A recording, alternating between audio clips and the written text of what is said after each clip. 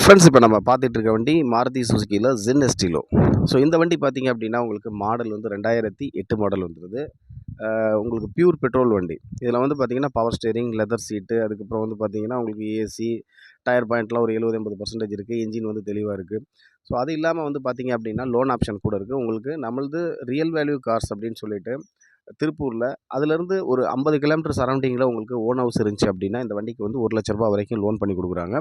So இந்த வண்டியோட cost என்ன அப்படின்னா 1,35,000 வருதுங்க. அதாவது எஃப்சி இன்சூரன்ஸ் போட்டு கொடுத்தா. ஸோ அப்படி இல்லை அப்படின்னா நீங்கள் 1,10,000 இந்த வண்டியை இருக்கிற ஆஸ் யூஷுவல் கண்டிஷனுக்கு நீங்கள் எடுத்துக்கலாம். உங்களுக்கு வந்து பார்த்தீங்கன்னா எஃப்சி இன்சூரன்ஸ்லாம் போட்டு கொடுக்குற மாதிரி இருந்துச்சுன்னா அது எக்ஸ்ட்ரா சார்ஜஸ் வரும்.